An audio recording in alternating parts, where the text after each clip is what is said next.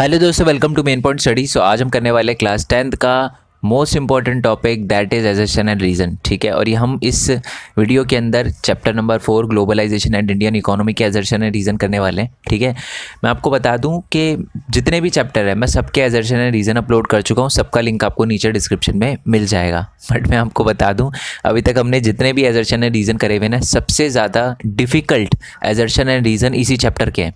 ठीक है, तो देखो मैं आपको बता दूं, सबसे पहले तो दो चीज़ें आपको ध्यान रखनी है वीडियो देखने से पहले, कि जैसे आपके सामने एजर्शन और रीज़न आए ना, तो वीडियो पॉज करना और खुद आंसर करने का ट्राई करना, और एंड में कमेंट बॉक्स में मेरे को बताना कि आपके कितने मार्क्स आए, टोटल में से कितने आप सही जवाब दे पाए।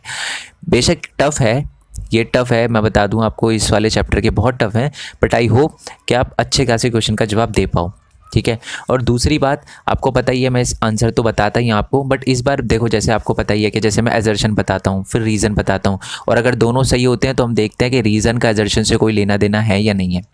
बट इस बार अगर मान लो रीज़न का एजर्शन से कोई लेना देना नहीं हुआ, तो फिर मैं आपको खुद बताऊँगा कि एजर्शन का रियल रीज़न क्या हो सकता है जिससे आपको डिफ़िकल्टी ना आए। ठीक है जी, तो चलिए शुरू करते हैं। ओके, सो हमारा फर्स्ट क्वेश्चन ये है, आप चाहो तो पॉज करके आप खुद आंसर कर सकते हो। तो क्वेश्चन से स्टार्ट करते हैं। एजर्शन लिखा हुआ है कि a tax on imports makes the market for imported goods lucrative terms in terms of earning higher profit. पहले तो ल्यूक्रेटिव का मतलब समझ लो, यानी प्रॉफिटेबल आप कह सकते हो ईजी लैंग्वेज में। ठीक है, अब एजर्शन का मतलब क्या है? एजर्शन का मतलब है कि जो किसी भी प्रोडक्ट पे टैक्स ऑन इम्पोर्ट लगता है तो उससे क्या होता है, हायर प्रॉफिट होता है उस कंपनी को। क्या ये बात सही है? ये बात एकदम गलत है। ठीक है दोस्त, ये बात एकदम गलत है। कैसे? मान लो आपने इंडिया में कोई चीज़ बनाई 10 रुपये की, उसको आपने चाइना में भेजा, चाइना की गवर्नमेंट ने बोला नहीं जी हम तो 100% टैक्स लगाएंगे, और वो आपके 10 रुपये की चीज़ हो गई 20 रुपये की। तो आप ज़्यादा लोग खरीदेंगे, महंगी हो गई तो चीज़, या कम लोग खरीदेंगे? कम लोग खरीदेंगे ना, ऑब्वियस सी बात है, तो आपको कम प्रॉफिट होगा। हायर प्रॉफिट का तो कोई चांस ही नहीं बनता। तो इसका मतलब है कि अजर्शन जो है वो एकदम फॉल्स है, और आपको पता है जब अजर्शन फॉल्स होता है तो रीज़न तो पढ़ने की ज़रूरत है ही नहीं। ठीक है, तो इसका आंसर होगा both assertion and reason are false. बहुत ज़्यादा ईजी था ये, बट यही क्वेश्चन है जो सबसे ज़्यादा ईजी है इस वाले में। बाकी सारे क्वेश्चन आपको थोड़े अटपटे से मिलेंगे, थोड़े से डिफ़िकल्ट से मिलेंगे। ठीक है, ये सेकंड क्वेश्चन आप पॉज कर सकते हो। तो एजर्शन लिखा हुआ है कि globalization leads to increased competition in international and domestic market. ठीक है, एजर्शन लिखा हुआ है कि ग्लोबलाइजेशन की वजह से इंटरनेशनल और डोमेस्टिक मार्केट में कंपटीशन बढ़ता है। ठीक है, क्यों? क्योंकि बहुत सारी एमएनसी है जो अब दूसरी कंट्री में जाती है तो वो लोकल कॉम्पिटिटर के साथ कम्पीट वगैरह करती है, ये सारी की सारी चीज़ें होती है।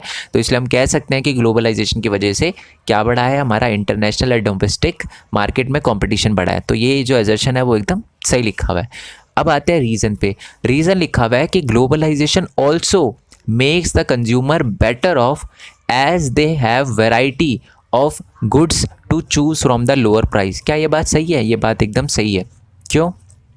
इसमें लिखा हुआ है कि ग्लोबलाइजेशन की वजह से जो कंज्यूमर है उनको भी फ़ायदा हुआ है, उनका भी अच्छा हुआ है। क्यों? क्योंकि अब उनके पास वैरायटी ऑफ गुड्स हैं जिनसे वो चूज़ कर सकते हैं सस्ते से सस्ते प्राइस में। जैसे मान लो मैं हूँ, मेरे को फ़ोन ख़रीदना है, तो मेरे पास चाइनीज़ फ़ोन भी है, एमआई, वीवो वगैरह, सैमसंग भी है, एप्पल भी है, इंडिया की कंपनी लावा भी है, और भी बहुत सारी वैरायटी है मेरे पास। तो क्या ये बात सही है? ये बात एकदम सही है।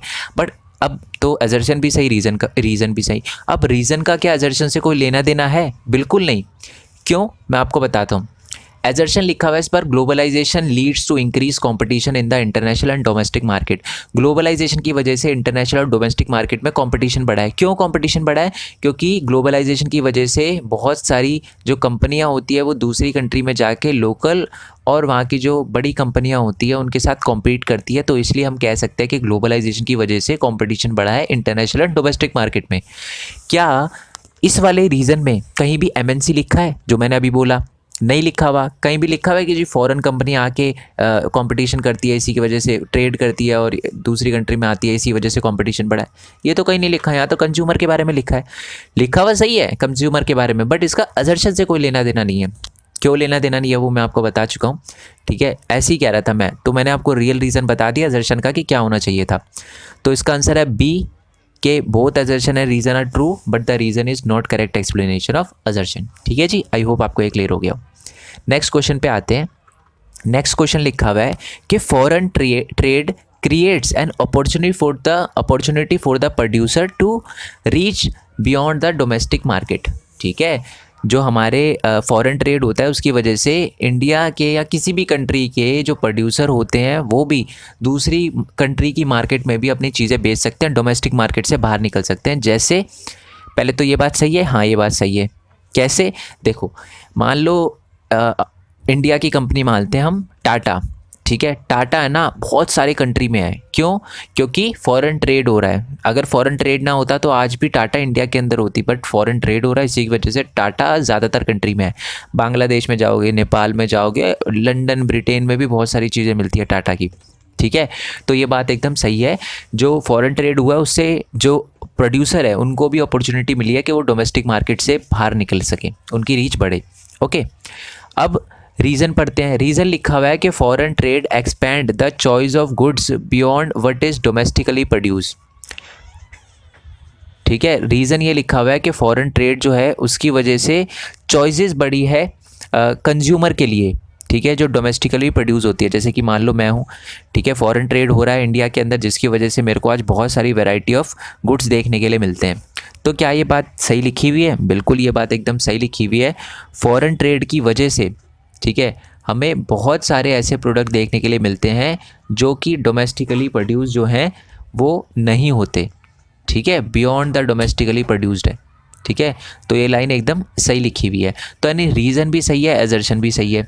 अब हम ये देखेंगे क्या रीज़न का एजर्शन से कोई लेना देना है? बिल्कुल भी नहीं। एजर्शन का रीज़न से कोई लेना देना नहीं है। क्यों नहीं है? देखो, सिंपल सीधी बात है।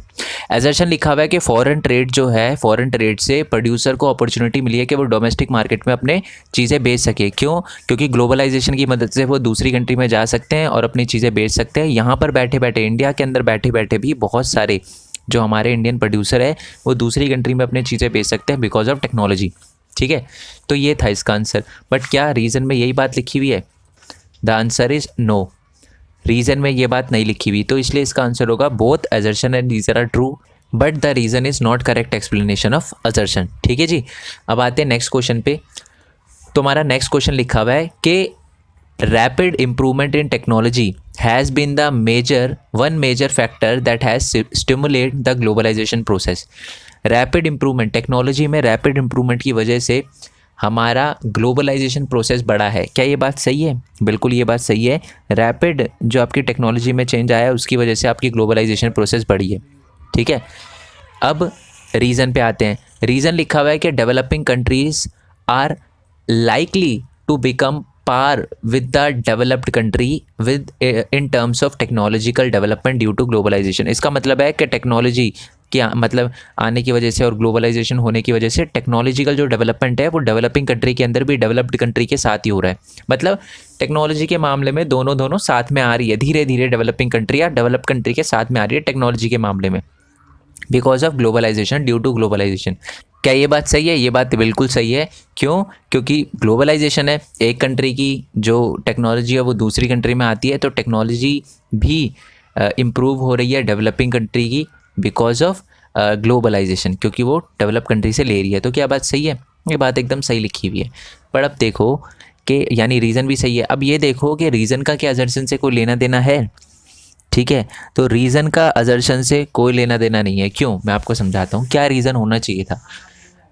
असर्शन लिखा हुआ है कि रैपिड इम्प्रूवमेंट इन टेक्नोलॉजी एक बहुत बड़ा फैक्टर है जिसकी वजह से ग्लोबलाइजेशन प्रोसेस बढ़ी है, क्योंकि टेक्नोलॉजी के इम्प्रूव होने की वजह से ट्रांसपोर्टेशन बढ़ा है, ट्रांसपोर्टेशन की कॉस्ट घटी है। इसी की वजह से जो एक कंट्री के बीच का दूसरी कंट्री के बीच जो ट्रेड है वो ईजी हो पाया है। ठीक है, और एक कंट्री दूसरी कंट्री से ट्रेड करना चाहती है क्योंकि जो ट्रांसपोर्टेशन कॉस्ट है और जो आपकी फॉरेन ट्रेड की कॉस्ट है वो बहुत कम हो गई है। तो ये होना चाहिए था रीज़न, बट रीज़न कुछ और लिखा हुआ है यहाँ पर। तो टेक्नोलॉजिकल डेवलपमेंट के बारे में लिखा हुआ है, और मतलब एक ही बात तो वही है कि टेक्नोलॉजी के बारे में, यहाँ पर टेक्नोलॉजी के बारे में पूछा, मतलब बता रखा है एजर्शन में, यहाँ पर भी उसके बारे में बता रखा है। बट यहाँ पर एजर्शन में ये बोला गया है कि टेक्नोलॉजी एक बहुत बड़ा फैक्टर है जिसकी वजह से ग्लोबलाइजेशन बढ़ा है। तो ऐसा क्या है टेक्नोलॉजी में, रीज़न क्या है इस चीज़ का, वो बताना चाहिए था। बट रीज़न का तो एजर्शन से कोई लेना देना लग ही नहीं रहा।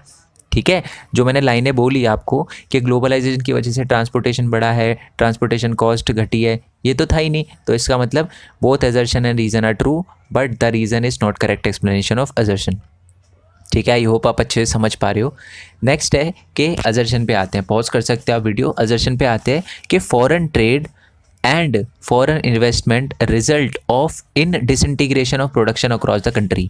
क्या ये बात सही है? ये बात सही होती अगर वहाँ पर डिसइंटीग्रेशन की जगह इंटीग्रेशन लिखा होता। एक्चुअल में फॉरेन ट्रेड और फॉरेन इन्वेस्टमेंट की वजह से इंटीग्रेशन हुआ है प्रोडक्शन का अक्रॉस द कंट्री, यानी बहुत सारी कंट्री पास में आई है, अलग अलग कंट्री से अलग अलग चीज़ें बनती है तो वो पास में आई है। ठीक है, तो ये इस बार हमारा एजर्शन एकदम गलत है। और आपको पता ही है कि जब आपका एजर्शन गलत होता है तो रीज़न पढ़ने की ज़रूरत ही नहीं, सिंपल है, both assertion and reason are false. ठीक है, अब आते हैं नेक्स्ट वाले क्वेश्चन पे। नेक्स्ट वाला क्वेश्चन लिखा हुआ है, एजर्शन लिखा हुआ है कि ड्यू टू फॉरेन ट्रेड की वजह से producer in different countries closely compete with each other. क्या ये बात सही है? ये बात बिल्कुल सही है कि फॉरेन ट्रेड की वजह से, मतलब फॉरेन ट्रेड हो रहा है, फॉरेन ट्रेड की वजह से एक कंट्री में बैठा बैठा बंदा दूसरी कंट्री की लोकल कॉम्पिटिटर्स के साथ कॉम्पीट कर सकता है, एक दूसरे के साथ कॉम्पीट कर सकते हैं। क्या ये बात सही है? बिल्कुल सही है। जैसे कि मान लो, जैसे मैंने टाटा का एग्जांपल दिया, तो वो पाकिस्तान में भी है, बांग्लादेश में भी है, तो बांग्लादेश की कंपनी के साथ कम्पीट कर रहे हैं, बट टाटा के मालिक तो यहीं पर है, रतन टाटा जी तो इंडिया के अंदर ही बैठे रहते हैं, है ना। तो क्या ये बात सही है? ये बात एकदम सही है। ठीक है, क्यों ऐसा क्यों है? क्योंकि टेक्नोलॉजी बहुत ज़्यादा इम्प्रूव हो गई है और टेक्नोलॉजी के इम्प्रूव होने की वजह से एक कंट्री के अंदर बैठा बैठा पर्सन दूसरी कंट्री के जो भी प्रोड्यूसर है उनके साथ कॉम्पीट कर सकता है, क्योंकि टेक्नोलॉजी इम्प्रूव हो गई है, फॉरेन ट्रेड वगैरह हो रहा है। ठीक है, तो ये एजर्शन एकदम सही है। अब आते हैं रीज़न पे। रीज़न लिखा हुआ है कि foreign trade leads to similar price of goods across the boundary and the producer who do not offer competitive price may be lose the market। इसका मतलब है कि फॉरेन ट्रेड की वजह से चीज़ों के दाम जो है ऑलमोस्ट इक्वल होने लग गए हैं। ठीक है, और वो इक्वल होने लग गए हैं, और अगर कोई प्रोड्यूसर इन कॉम्पिटिटिव प्राइस को ऑफ़र नहीं करता, मान लो सारे के सारे जितने भी ब्रांड है वो 10,000 का फ़ोन निकाल रहे हैं, एक कंपनी है जो 25,000 का फ़ोन निकाल रही है, नई कंपनी है मान लो, तो क्या वो कभी भी मार्केट में टिक पाएगी? नहीं टिक पाएगी। आप जियो का एग्जांपल ले लो, अगर जियो भी उतनी ही जीबी में नेट देता जितना बाकी कंपनी देती, तो आज जियो इतनी ज़्यादा मार्केट शेयर नहीं कर पाता टीम। ठीक है, तो हाँ, ये बात एकदम सही लिखी हुई है कि फ़ॉरेन ट्रेड की वजह से ज़्यादातर चीज़ों के जो प्राइस हैं वो बराबर होने लगे हैं, और अगर कोई प्रोड्यूसर कॉम्पिटिटिव प्राइस नहीं देता वो अपना मार्केट शेयर लूज़ कर सकता है, लोग दूसरी कंपनी पे जाके दूसरे कंपनी की चीज़ें खरीद सकते हैं। तो यानी हमारा रीज़न भी सही है, तो यानी रीज़न भी सही है, एजर्शन भी सही है। अब क्या रीज़न का एजर्शन से कोई लेना देना है? बिल्कुल भी नहीं। क्यों लेना देना नहीं है? आप खुद सोचो, अजर्शन का खुद रीज़न बनाने की सोचो। ड्यू टू फॉरेन ट्रेड की वजह से जो प्रोड्यूसर है डिफरेंट कंट्री की, वो क्लोजली एक दूसरे से कम्पीट कर रहे हैं। कैसे? क्योंकि टेक्नोलॉजी बढ़ी है, टेक्नोलॉजी की मदद से वो दूसरी कंट्री में जाके ट्रेड कर सकते हैं। फॉरेन ट्रेड की वजह से वो एक कंट्री में बैठे बैठे दूसरे के साथ कम्पीट कर सकते हैं। ठीक है, जैसे इंडिया के जो हमारे कार के प्रोड्यूसर है टाटा, रतन टाटा जी, तो वो जो पाकिस्तान की कोई कंपनी है जो कार वगैरह बनाती है उनके साथ भी कम्पीट कर सकते हैं बिना वहाँ जाए हुए, और वो भी क्लोजली कम्पीट कर सकते हैं। ठीक है, तो ये होना चाहिए था आंसर, बट यहाँ पर तो ऐसा कुछ भी नहीं लिखा। यहाँ पर तो टेक्नोलॉजी की मदद से या एमएनसी वगैरह कोई वर्ड ही नहीं लिखा। यहाँ पर तो कुछ कॉम्पिटिटिव प्राइस की बात हुई है और मार्केट शेयर की बात हुई है। तो यानी इस बार एजर्शन का कोई लेना देना नहीं है रीज़न से। तो इसका आंसर होगा कि both assertion and reason are true, but the reason is not correct explanation of assertion. और क्या होना चाहिए था रीज़न, वो भी मैंने आपको बता दिया। ठीक है, नेक्स्ट क्वेश्चन है आपका कि मान लो एजर्शन लिखा हुआ है कि एमएनसी कैन एग्जर्ट का मतलब एक तरह से आप डालना, मतलब पूरी लाइन पढ़ता हूँ फिर आपको समझ आएगा कि MNC can exert a strong influence on the production at the distance location. जो एमएनसी है वो क्या करती है कि एक तरह से इन्फ्लुएंस डालती है डिस्टेंस लोकेशन पे। और वैसी बात है, जैसे एप्पल की कंपनी है, जैसे चाइना की कंपनी लेते हैं। ठीक है, चाइना कहाँ पर है? चाइना जो है वो हमारे ऊपर है। ठीक है, मतलब लोकेशन की बात कर रहा हूँ, वैसे तो सबसे ज़्यादा बेस्ट हम ही हैं हर चीज़ में। ठीक है, तो मान लो चाइना हमारे से ऊपर है, टेक्नोलॉजी के मामले में अच्छा है। देखो, चाहे बेशक वो कैसा भी है, बट पता होना चाहिए हमें कि उसकी स्ट्रेंथ क्या है और हमारी वीकनेस क्या है, ये हमें पता होना चाहिए। तो प्रोडक्शन जो होता है उनके वहाँ बहुत सस्ता होता है। तो अब क्या है कि यहाँ पर मान लो कोई एमआई का प्लांट है, ठीक है, तो बहुत स्ट्रॉन्ग इन्फ्लुएंस डालता है। एमएनसी जो है बहुत स्ट्रॉन्ग इन्फ्लुएंस डालती है production at the distance location. ठीक है, अब इंडिया के जो प्रोड्यूसर है, चाइना की कंपनी, चाइना देखो बहुत दूर है हमारे से, चाइना के प्रोड्यूसर इंडिया में बहुत कम ही आते हैं, बट फिर भी इंडिया की जो कंपनी है वो बहुत अच्छे से देखती है कि यार चाइना के प्रोडक्ट कितने सस्ते हैं, कितने महंगे हैं, और उसके हिसाब से अपने चीज़ों को बनाने की कोशिश करती है। तो क्या ये बात बिल्कुल सही है? ये बात एकदम बिल्कुल सही है। क्यों? क्योंकि एमएनसी जो है वो बहुत स्ट्रांगली इन्फ्लुएंस डालती है प्रोडक्शन पे भी, ठीक है, और साथ में प्राइस पे भी, ठीक है। तो ये बात एकदम सही है। अब आते हैं रीज़न पे। रीज़न लिखा हुआ है कि MNC setup partnership with the local companies, use local companies for suppliers, compete with the local companies और बाय देम। ये बात एकदम सही लिखी हुई है। हाँ, ये बात एकदम सही लिखी हुई है। एमएनसी पार्टनरशिप भी करता है, लोकल कंपनी को सप्लायर की तरह भी यूज़ करता है और ख़रीद भी लेता है कभी कभार। तो रीज़न भी सही। अब एजर्शन भी सही, रीज़न भी सही। क्या एजर्शन का रीज़न से कोई लेना देना है? बिल्कुल भी नहीं लेना देना। नीचे लिखा हुआ है कि एमएनसी दूसरी कंट्री के अंदर अपना प्लांट सेटअप कैसे करती है, और ऊपर लिखा हुआ है कि एक कंपनी कैसे स्ट्रांगली इन्फ्लुएंस डालती है। कैसे? जो एमएनसी है वो क्या करती है कि दूसरी कंट्री में जाकर मतलब दूसरी कंट्री का जो पर्सन होता है, जैसे इंडिया के प्रोड्यूसर बहुत ज़्यादा जो चाइना के प्रोडक्ट है उन पे ध्यान रखते हैं कि उनका प्रोडक्ट कितना महंगा है, कितना सस्ता है, क्या चीज़ है। तो कहीं ना कहीं इंडिया की जो चीज़ें बन रही है उनके प्रोडक्शन पे भी बहुत ज़्यादा असर डालती है, जबकि चाइनीज़ प्रोड्यूसर यहाँ पर है भी नहीं, ठीक है, सिर्फ चाइना के प्रोडक्ट ही यहाँ पर। तो इस लाइन का पार्टनरशिप और बाय से और सप्लायर से ऐसे तो कोई लेना देना है नहीं। तो इसका आंसर मतलब जो रीज़न है उसका अजर्शन से कोई लेना देना नहीं। लाइनें दोनों सही लिखी हुई है, but the reason is not correct explanation of अजर्शन। सही समझ पाए ना आप? देखो, स्ट्रॉन्ग इन्फ्लुएंस कैसे डालती है, क्योंकि जो एमएनसी की वजह से फॉरेन मार्केट जो होता है उसमें भी प्रोडक्ट बिकते हैं, तो इसलिए वो प्रोडक्शन पे क्योंकि दूसरी जो लोकल कंपनी होती है वो एमएनसी के प्रोडक्ट को देखती है, ठीक है, और उसके जैसा बनाने की कोशिश करती है। तो हाँ, इन्फ्लुएंस तो करता है, बट ये बात रीज़न में नहीं लिखी हुई। तो इसलिए both assertion and reason are true, but the reason is not correct explanation of assertion. अब आते हैं नेक्स्ट क्वेश्चन पे। अजर्शन लिखा हुआ है कि local businesses may set up joint production process with MNC and earn higher profit, ठीक है। जो लोकल बिजनेसेस होते हैं वो क्या करते हैं कि बड़ी बड़ी एमएनसी के साथ मिलकर प्रोडक्शन करते हैं और ज़्यादा से ज़्यादा प्रॉफिट कमाते हैं। क्या ये बात सही है? बिल्कुल ये बात सही है। जैसे कि महिंद्रा एंड महिंद्रा ने क्या किया था, जो फोर्ड मोटर्स के साथ आपको पता है एमएनसी में जॉइंट वेंचर किया था, जॉइंटली प्रोडक्शन किया था, जीप बनाते थे वो। तो एजर्शन सही है, बिल्कुल एजर्शन सही है। अब आते हैं रीज़न पे। रीज़न लिखा हुआ है कि MNC can provide money for additional investment like buying new machines और द फास्टर प्रोडक्शन। क्या ये बात सही है? ये बात एकदम सही है, ठीक है। एमएनसी जो है एडिशनल इन्वेस्टमेंट भी देती है और न्यू मशीन वगैरह देती है जिससे फास्टर प्रोडक्शन हो। तो इस बार रीज़न भी सही है, एजर्शन भी सही है। रीज़न का क्या एजर्शन से कोई लेना देना है? बिल्कुल लेना देना है। लोकल कंपनीज़ जो है वो ज़्यादा प्रॉफिट कैसे कमा पाती है? वो एमएनसी के साथ जब जॉइंट वेंचर करती है, मतलब साथ में आ जाती है, जॉइंट प्रोडक्शन प्रोसेस चलाती है, तो वो ज़्यादा प्रॉफिट कमाती है। कैसे? क्योंकि जो एमएनसी होती है वो उनको पैसे देती है और साथ में न्यू टेक्नोलॉजी भी देती है, जिससे वो थोड़ा एडवांस बनते हैं और ज़्यादा प्रॉफिट कमाते हैं। तो देखो यही लाइन लिखी हुई है रीज़न में भी, तो इसलिए हम कह सकते हैं कि एजर्शन एंड रीज़न दोनों ट्रू है और जो रीज़न है वो करेक्ट एक्सप्लेनेशन है एजर्शन का, ठीक है जी। तो इसका आंसर होगा A, both assertion and reason are true and the reason is correct explanation of assertion. Okay, last question पे आते हैं। इस क्वेश्चन का जवाब आप देना, ठीक है। पॉज कर लेना पहले वीडियो, डोंट वरी, मैं दूंगा वीडियो में ही दूंगा इसका आंसर, बट आप पहले इसको देखो। अजर्शन लिखा हुआ है कि global production has complex structure, मतलब दूसरी कंट्री में मतलब जो भी ग्लोबल प्रोडक्शन हो रहा है ना वो बहुत ही कॉम्प्लेक्स है। क्या ये बात सही है? ये बात एकदम सही है, क्योंकि मान लो हम फोर्ड मोटर्स का एग्जांपल लेते हैं। बॉडी कहीं बनती है, इंजन कहीं बनता है, पेंट कहीं बनता है, उसका असेंबल कहीं होता है, सर्विसेज कहीं है, वर्कर कहीं है, तो हर अलग अलग कंट्री में है। पेंट किसी और कंट्री से आ रहा होता है, बॉडी किसी और कंट्री से आ रही होती है, इंजन किसी और कंट्री से बन के आ रहा होता है, ठीक है। बहुत सारे प्रोडक्ट है जो अलग अलग कंट्री से बन के आ रहे होते हैं, इसीलिए डिफरेंट कंपनी जो है, कंट्री जो है साथ में आकर प्रोडक्शन करती है, ठीक है, और कंबाइंड होती है। इसी की वजह से हम कह सकते हैं कि global production has complex structure, ठीक है। रीज़न क्या लिखा हुआ है? रीज़न भी एक बार रीड करते हैं। Production of one good may take place in different part of the world, for instance equipment may be formed by combining component produced in the different country। क्या ये बात सही है? ये बात बिल्कुल सही है ना। एक जो प्रोडक्ट है वो बनता है वो डिफरेंट पार्टों से भी बन सकता है, अलग अलग कंट्रियों के, और फिर वो कंबाइंड हो सकता है ना। तो ये बात सही है, बिल्कुल सही है। अब रीज़न का क्या असर्शन से कोई लेना देना है? बिल्कुल लेना देना, यही तो बोला था मैंने। ग्लोबल प्रोडक्शन एक कॉम्प्लेक्स स्ट्रक्चर है, क्यों? क्योंकि वो अलग अलग पार्ट में कंट्री के प्रोडक्ट बन सकते हैं, अलग अलग कंट्री में बन सकते हैं और फिर उसे कंबाइन किया जाता है। तो बिल्कुल सही है इसका आंसर कि both assertion and reason are true and the reason is correct explanation of assertion, ठीक है जी।